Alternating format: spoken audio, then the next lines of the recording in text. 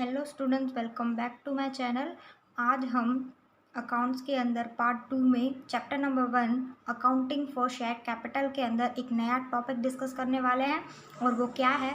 वो है प्रो रेटा allotment of shares.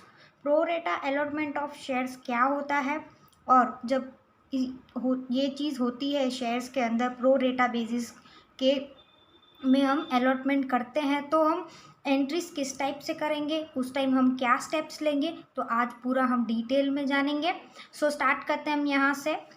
When the number of shares applied for is more than the number of shares offered for subscription by company is said to be oversubscribed.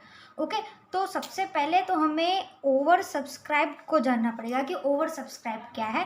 तो over subscribe का मतलब क्या होता है कि कंपनी ने जितने भी शेयर्स मार्केट के अंदर इशू किए हैं उससे एक्सेस एप्लीकेशन आती है, तो उसे हम क्या बोलते हैं? ओवर सब्सक्रिप्शन बोलते हैं। सपोज कंपनी ने मार्केट के अंदर 5000 शेयर्स को इशू किया है, पर यहाँ पे 5000 की जगह पे 6000 एप्लीकेशंस आई, तो उसे हम क्या बोलेंगे? ओवर सब्सक्रिप्शन बोलेंगे।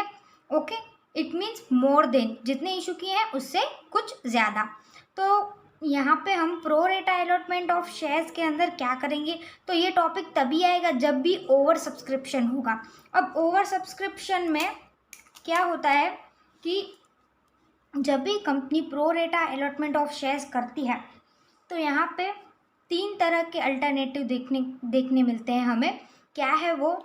तो सबसे पहला होता है यहाँ पे फुल अलॉटमेंट।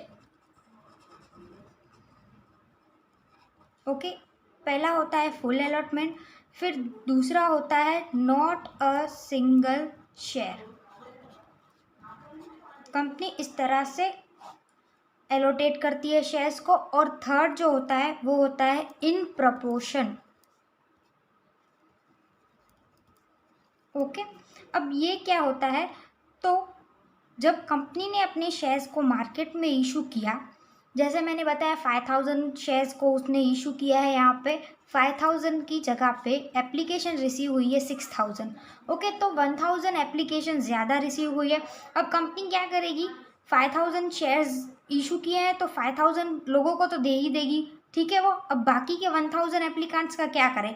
तो उस सिचुएशन में कंपनी क्या करती है? 3 तरह के अल्टरनेटिव वेज से वो अपने शेयर्स को एलोटेट करती है। सबसे पहले आता है फुल अलॉटमेंट। फुल अलॉटमेंट में क्या होता है कि आपने 500 शेयर्स के लिए अप्लाई किया था। ओके, आपने 500 शेयर्स के लिए अप्लाई किया था और कंपनी ने आपको 500 शेयर्स अलॉट कर दिए, तो यहाँ पे हम इसे क्या बोलेंगे? फुल अलॉटमेंट ऑफ शेयर्स बोलेंगे। सेकंड आता है नॉट अ सिंगल शेयर। आपने बोला 500 शेयर्स दे दो। ओके, आपने अप्लाई तो कर लिया 500 के लिए, पर कंपनी ने यहाँ पे आपको एक भी शेयर अलॉटेट नहीं किया है। नॉट अ सिंगल शेयर, एक भी नहीं किया है।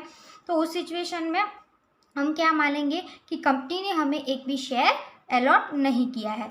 फिर इन प्रपोर्शन क्या होता है? तो कंपनी क्या करती है, जैसे कि यहाँ पे एप्लीकेंट ने 500 शेयर्स के लिए अप्लाई किया, तो कंपनी क्या करेगी? 500 फुल नहीं कर रही है, पर इन प्रपोर्शन में कर रही है। बोल रही है चलो ठीक है, तुमने 500 के लिए अप्लाई किया है, हम तुम्हें 300 शेयर्स एलोटेट करते हैं। ओके, तो उसे हम क्या बोलेंगे? इन प्रपोर्शन में बोलेंगे। तो जो ये इन प्रपोर्शन है ना, वही है हमारा प्रो रेटा अलॉटमेंट ऑफ शेयर्स। यानी कंपनी प्रपोर्शन में शेयर्स को एलोटेट करेगी। जितने भी एप्लीकेंट ने अप्लाई किए हैं उसकी जगह पे उसे कुछ शेयर्स दिए जाएंगे, अलॉट किए जाएंगे। तो फिर क्या होगा यहाँ पे? जैसे कि उसने 500 शेयर्स के लिए अप्लाई किया था, तो 300 शेयर एलोटेट किए, तो क्या 200 शेयर्स जो बाकी के रिमेनिंग 200 है उसका एप्लीकेंट को रिफंड किया जाएगा? नहीं, यहाँ पे उसे 200 जो शेयर्स के अमाउंट उसने एप्लीकेशन के टाइम पे की होगी ना, वो कहाँ पे चली जाएगी? अलॉटमेंट अकाउंट में ट्रांसफ़र हो जाएगी। वो यहाँ पे उसे रिफंड नहीं होगी, बल्कि क्या होगा? जो रिमेनिंग शेयर्स की अमाउंट है वो अलॉटमेंट अकाउंट में ट्रांसफ़र हो जाएगी। अब वो कैसे होती है तो हम एक एग्जाम्पल के थ्रू समझते हैं। तो यहाँ पे मैंने एक छोटा सा इलिस्ट्रेशन ले लिया है जिससे आपको और अच्छे से समझ में आएगा। तो स्टार्ट करते हैं हम यहाँ से। B limited issued 80,000 equity shares to the public ₹8.10 per share. Okay, company ने कितने इशू किए हैं? यहाँ पे बी लिमिटेड ने 80,000 शेयर्स को इशू किया है मार्केट के अंदर और पर शेयर कितने का शेयर है, यहाँ पे 10 पर शेयर है। Amount called up as under, application के टाइम पे कितने मंगवा रही है वो 4, अलॉटमेंट के टाइम पे 3 और फाइनल कॉल के टाइम पे 3 पर शेयर मंगवा रही है। इट मीन्स देखने जाए तो 4 + 3 7, 7 + 3 = 10 का शेयर बन रहा है हमारा। Applications were received from public for 1,20,000 shares, its allotment was as under.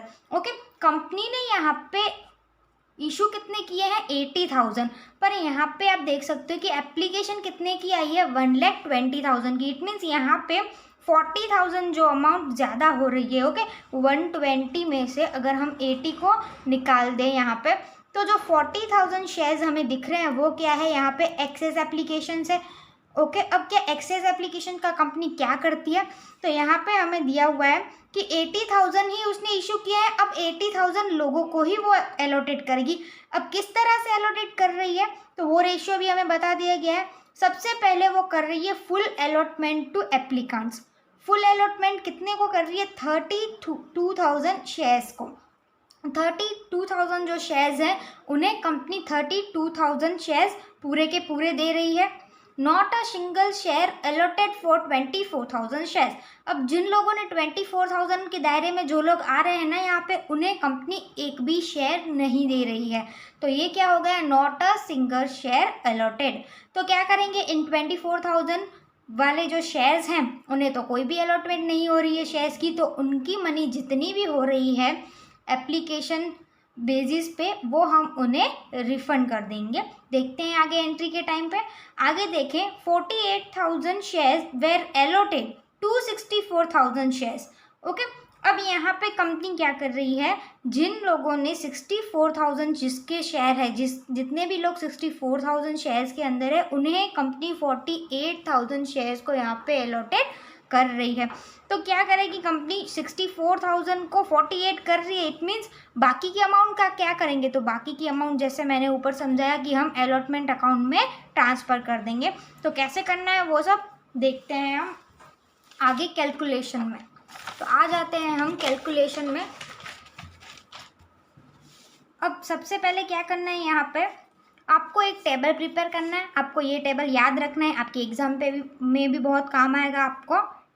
तो सबसे पहले यहाँ पे आपको 7 कॉलम्स ड्रॉ करनी है। सबसे पहले जो कॉलम होगी आपकी वो क्या होगा, नंबर ऑफ शेयर्स एप्लीकेशन, कितनी एप्लीकेशन आई है। तो सबसे पहले हम लिख लेते हैं कितनी आई है, 32,000। सेकंड हमारा था 24,000 और थर्ड था हमारा 48,000। Okay, amount paid on application, application के टाइम पे कितना पे करना है, तो आगे आपने देखा एप्लीकेशन के टाइम पे कितना पे करना है, यहाँ पे 4 पर शेयर पे करना है। ओके, एप्लीकेशन मनी कितनी है, 4 है। तो यहाँ पे हम क्या करेंगे, 4 से इंटू कर देंगे। सो 32,000 इंटू 4 करेंगे तो हमारा आंसर आएगा यहाँ पे 1,28,000। उसी तरह से हम 24,000 के लिए करते हैं, तो 24,000 इंटू 4 = 96,000। 48,000 के लिए देखते हैं कितनी अमाउंट होती है, 1,92,000। ओके, तो ये हमने एप्लीकेशन मनी इतनी रिसीव हुई है हमें। अब आगे क्या करना है, शेयर कितने एलोटेट किए हैं थर्ड कॉलम में वो देखना है। तो जितने भी 32,000 वाले थे शेयर्स, उसे हमने 32,000 शेयर्स एलोटेट कर दिए हैं। ओके, तो यहाँ पे 32,000 फुल अलॉटमेंट थी, हमने जैसे आगे देखा, तो 32,000 शेयर्स को एलोटेट कर दिया। 24,000 वालों को क्या बोला हमने, नॉट अ सिंगल शेयर, इसीलिए हम यहाँ पे क्या लिखेंगे, कुछ भी नहीं लिखेंगे। 48,000 जो शेयर्स थे उन्हें हमने कितने शेयर्स एलोटेट किए हैं, यहाँ पे हमने 64,000 जो एप्लीकेशंस थी उसके सामने 48,000 शेयर्स को एलोटेट किया है। तो यहाँ पे हम 64,000 इंटू 4 करेंगे तो कितना हो जाएगा, 2,56,000। तो यहाँ पे मैं लिख देती हूँ 2,56,000। ओके, अब आगे क्या करना है हमें, transfer to share application account. Application account में कितना ट्रांसफ़र करोगे, तो 32,000 शेयर्स आपके फुल्ली एलोटेड थे, तो जितनी भी मनी आई होगी एप्लीकेशन के टाइम पे वो पूरी ही आप एप्लीकेशन में अकाउंट में ट्रांसफ़र कर दोगे। तो 128 आए थे, 128 ही हमने ट्रांसफ़र कर दिए, तो क्या आगे कुछ ट्रांसफ़र होगा अलॉटमेंट अकाउंट में? यहाँ पे नहीं होगा। ठीक है। अब सेकंड है हमारा 24,000 शेयर्स के लिए, उसे हमने क्या किया, एक भी शेयर अलॉटेड नहीं किया है, तो उसकी जितनी भी अमाउंट बैठ रही है वो हमें यहाँ पे रिफ़ंड कर देनी होगी। तो हम यहाँ पे एप्लीकेशन अकाउंट में ट्रांसफ़र नहीं करेंगे, अलॉटमेंट में कुछ नहीं, फाइनल कॉल में कुछ नहीं, डायरेक्ट हम अमाउंट रिफ़ंड कर देंगे उन्हें 96,000। आगे देखते हैं 64,000 शेयर्स की अमाउंट कितनी रिसीव हुई है हमें, 2,56,000। हमने कितने शेयर्स को अलॉट किया है, 48,000। तो जितने शेयर अलॉटेड किए हैं अमाउंट भी तो एप्लीकेशन में उतनी ही ट्रांसफ़र करेंगे।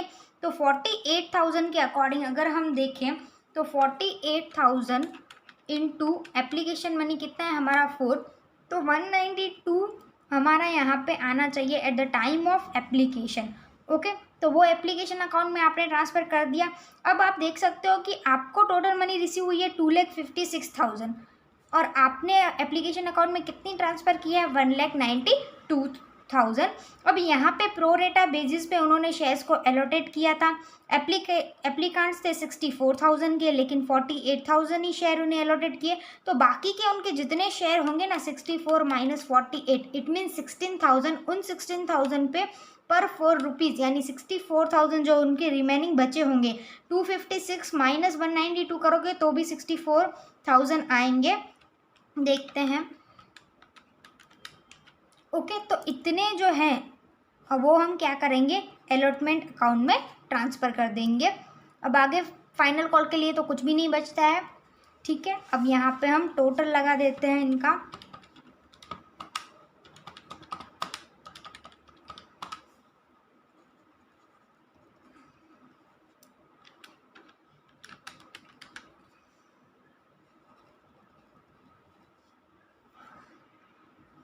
तो यहाँ पे मैंने टोटल कर दिया है। अब कैलकुलेशन तो पूरी हो चुकी है, हम आ जाते हैं जर्नल एंट्रीज में। तो जर्नल एंट्रीज में क्या फ़र्क होगा और किस तरह से करनी होगी देख लेते हैं, वो भी हम यहाँ पे।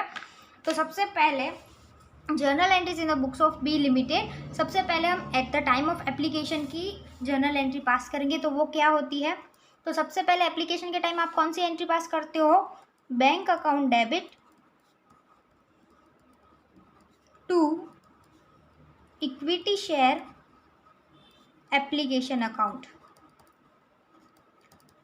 अब इस अकाउंट में हम अमाउंट कितनी दिखाएंगे, तो सबसे पहले जो हमारी इक्विटी शेयर एप्लीकेशन अकाउंट की एंट्री होती है उसमें हमें कितनी अमाउंट दिखानी होती है, तो जितनी भी एप्लीकेशंस आई है, जितनी भी आपने कितने शेयर इशू किए वो नहीं, पर एप्लीकेशन जितनी भी आई है, तो हमें यहाँ पे 1,20,000 एप्लीकेशंस आई थी। ओके, पर शेयर एप्लीकेशन मनी कितना लगेगा, 4 पर शेयर। तो कितनी अमाउंट हो जाएगी हमारी यहाँ पे, 1,20,000 इंटू 4 करें तो 4,80,000 हमारा यहाँ पे बैंक अकाउंट डेबिट होगा और एप्लीकेशन अकाउंट क्रेडिट होगा। अब सेकंड एंट्री क्या होती है यहाँ पे, तो जो फर्स्ट एंट्री है आपकी जिसमें आपने एप्लीकेशन अकाउंट को यहाँ पे क्रेडिट किया है, उसी एप्लीकेशन अकाउंट को आप डेबिट करोगे। तो क्या हो जाएगा, equity share application account debit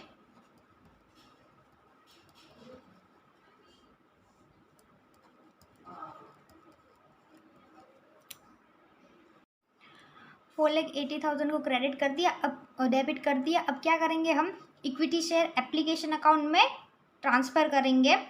so equity share application account debit to equity share capital account. Okay, equity share capital account में हम ट्रांसफ़र कर देते हैं।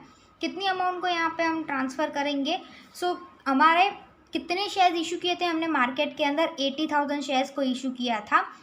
4 पर शेयर एप्लीकेशन मनी है, तो कितना हो जाएगा यहाँ पे, 80,000 इंटू 4 करें हम तो वो हो जाएगा हमारा 3,20,000। इतना हमारा शेयर कैपिटल अकाउंट में ट्रांसफ़र हो जाएगा। आगे क्या करेंगे, अब जितने भी शेयर्स आपने रिफ़ंड कर दिए, जिनको आपने एक भी शेयर अलॉटेड नहीं किया, तो उनको रिफ़ंड करोगे तो आपका बैंक अकाउंट यहाँ पे क्या हो जाएगा, क्रेडिट हो जाएगा। टू बैंक अकाउंट कितने शेयर्स थे, वो 24,000 शेयर्स थे और पर शेयर 4 एप्लीकेशन मनी कितनी थी, 4 थी। तो यहाँ पे हमारे हो जाएंगे 96,000। उसके बाद क्या करेंगे हम, अब यहाँ पे हमने प्रो रेटा अलॉटमेंट से शेयर्स किए थे, ठीक है। हमने यहाँ पे 64,000 जो एप्लीकेंट्स थे उन्हें 48,000 शेयर्स अलॉटेड कर दिए। तो बाकी के जो 16,000 उनके शेयर्स बचे ना, उन शेयर्स पे तो 4 पर शेयर हमें एप्लीकेशन मनी रिसीव हुई है। अब उस मनी का क्या करेंगे? क्या उसे रिफंड करेंगे? नहीं, उसे क्या करेंगे, हम यहाँ पे अलॉटमेंट अकाउंट में ट्रांसफ़र कर देंगे। तो हम यहाँ पे क्या लिखेंगे, to equity share allotment account. अब वो कितना हो जाएगा हमारा, 16,000 इंटू 4, 64,000। ओके, तो ये हमने एप्लीकेशन के टाइम की 2 एंट्री पास कर दी है। अब थर्ड एंट्री हमारी क्या होगी, at the time of allotment. तो at the time of allotment क्या होगा, सबसे पहली एंट्री हमारी क्या होगी, equity share allotment account debit to equity share capital account. Okay, यही एंट्री पास करते हैं हम at the time of allotment. ये कौन सी एंट्री होती है, पहली एंट्री होती है अमाउंट ड्यू होने की। तो कितनी अमाउंट ड्यू होगी हमारी, यहाँ पे कितने शेयर्स हमने यहाँ पे इशू किए थे, 80,000। और पर शेयर हम अलॉटमेंट मनी कितनी मंगवाने वाले हैं, तो क्वेश्चन में हमें कितनी दी गई थी अलॉटमेंट के टाइम पे, 3 पर शेयर दी गई थी। तो हम यहाँ पे इंटू 3 कर देते हैं। तो हमें कितनी अमाउंट रिसीव होगी यहाँ पे, 2,40,000। अब हमारी अमाउंट ड्यू हो रही है 2,40,000। हमारी जो फोर्थ एंट्री होगी, at the time of allotment जो अमाउंट हमें रिसीव होगी, क्या वो फुल्ली रिसीव होगी 2,40,000 यहाँ पे? नहीं, वो इतनी रिसीव नहीं होगी। क्यों नहीं होगी, देखते हैं, पहले एंट्री पास कर लेते हैं। Bank account debit to equity share allotment account. अब यहाँ पे आप देख सकते हो कि 2,40,000 हमारी अमाउंट ड्यू हो रही थी। ओके, बट ऊपर सेकंड एंट्री में इक्विटी शेयर अलॉटमेंट अकाउंट, उसमें हमने ऑलरेडी 64,000 ट्रांसफ़र कर दिए हैं। तो क्या वो वापस हमें मिलेंगे eight the time of allotment? नहीं मिलेंगे, उतनी अमाउंट हमें कम रिसीव होगी। तो हमें कितनी अमाउंट रिसीव होगी at the time of allotment, 2,40,000 minus 64,000 equals to 1,76,000। तो हमें अमाउंट इतनी रिसीव होगी। उसके बाद देखते हैं at the time of final call. तो फाइनल कॉल की एंट्री भी सेम होती है, equity share final call account debit to equity share capital account. कितनी होगी यहाँ पे अमाउंट, तो कितने शेयर्स हैं यहाँ पे, 80,000 शेयर्स है। और पर शेयर हम कितनी मनी मंगवाने वाले हैं, तो देख लेते हैं क्वेश्चन में। तो कितनी है, ये भी 3 पर शेयर है, तो इंटू 3 कर देते हैं। तो कितनी हो जाएगी यहाँ पे, 2,40,000। अब ये थी हमारी ड्यू की एंट्री। अब होगी अमाउंट रिसीव की एंट्री। तो वो क्या होगी, bank account debit to equity share final call account. अब यहाँ पे कितनी अमाउंट रिसीव होगी, तो यहाँ पे हमें फुल्ली अमाउंट रिसीव होगी। कितनी है वो, 2,40,000।